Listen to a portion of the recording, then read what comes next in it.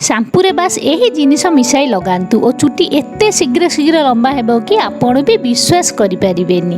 Friends आज video रे आमे जानिबा किपरि आपण निज हेयर केयर करि परिबे जहा फल रे आपणक चुटी बहुत ही शीघ्र शीघ्र बढ़िबा आरंभ हेबो। और जदि आपणक केश झड़ुची और छिड़ुची और आपणक किछि भी कारणरू दोमुआ समस्या अछि तो ताहा भी दूर होई जिवो। तो चलंतु सांग माने देखि नबा शैम्पू रे एमिति कोन जिनिस मिसेबा जहा फल रे आपणक एते फायदा मिलिबो।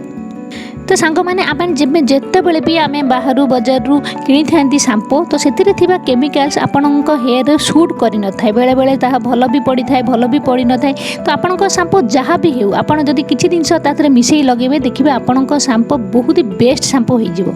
तो से करेंगे ना आप नहीं शैम्पू तो आपको जी शैम्पू दरकार गोटे चामच 2 चामच आपण हेयर लेंथ अनुसार आप गोटे कंटेनर शैम्पू को बाहर करनी ये गोटे बड़ चामच शैम्पू नहीं आपड़ जेकोसी ब्रांडर शैम्पू नहीं पारे आप जोटा भी यूज कर तो सही शैम्पूटा को ही आपड़ नेबे।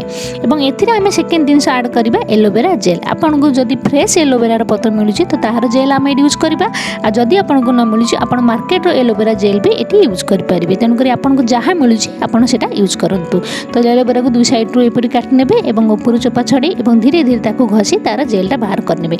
आ सबुठ भल हम आप जब ग्राइंडिंग करने तो फल या भलसे आपण शैम्पू पूरा मिक्स हो लगेगा भी सुविधा है। तो आप चेष्टा करूँ ग्राइंडिंग करने को ना तो आप यहपरी छुरी देखो धीरे धीरे घसिकी बाहर करेंगे तो जहाँ फल लिक्विड होकर बाहर। जदि आप बेसी बड़ बड़ रखिदेवे तो लम्स रही खंड खंड रही जहाँ फल आप चुटी फसीज भलसे लगभग। तेणुक यहपरी धीरे धीरे घसी घसी पूरा लिक्विड कर मिसई नियंतु। बेसी बड़ करवा दरकार नहीं बेसी बड़ खंडे आप दरकार नहीं मात्र 2-3 चामच आमको एलोवेरा जेल दरकार। आ जब मार्केट एलोवेरा जेल नौ तो आपको गोटे चामच ही काफी। तो देखो ये मुझे 2-3 चामच एलोवेरा जेल बाहर कर नहीं तो शैम्पू रे मिसई नेबी। एवं ये आम थर्ड जिनस जोटा कि यूज करवा सेटा होची चीनी गुंड। तो चीनी को ग्राइंडिंग करके गुंड करने अध चामच नहीं ने चीनी गुंड। सो आप भावुए कि चीनी गुंड कौन हेयर पे भल। जी हाँ चीनी गुंड फ्रेंड्स आम हेयर पे बहुत ही भल अटे।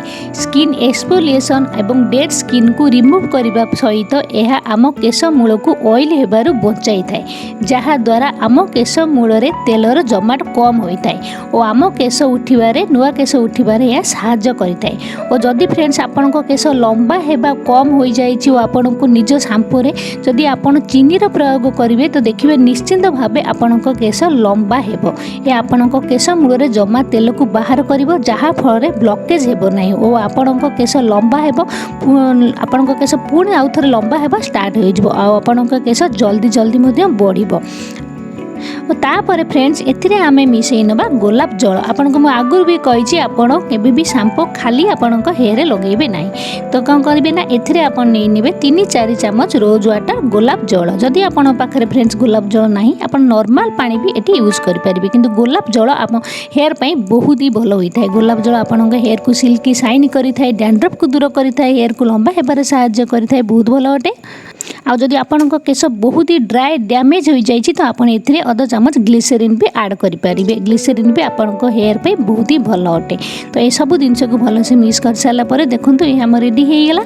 तो यह नहीं आपको जपरी आप नॉर्मल शैम्पू यूज करते आपण हेयर रे शैम्पू करूँ एवं यह भलसे मसाज करेंगे। मसाज कर हेयर को भलसे क्लीन करने सप्ताह आप 2 थर आपण ही शैम्पू करूँ। देखिए किसी दिन मध्य ही आपण हेयर फॉल हटकी जीव आपण हेयर बहुत ही जल्दी जल्दी लंबा हेबो। आपण शैम्पू जो आप भावुं खराब कि भल तो जहाँ खराब होता कि भल होता से आम जो सब जिनस मसैले जहाँ फल आपण शैम्पू बहुत ही भल हो।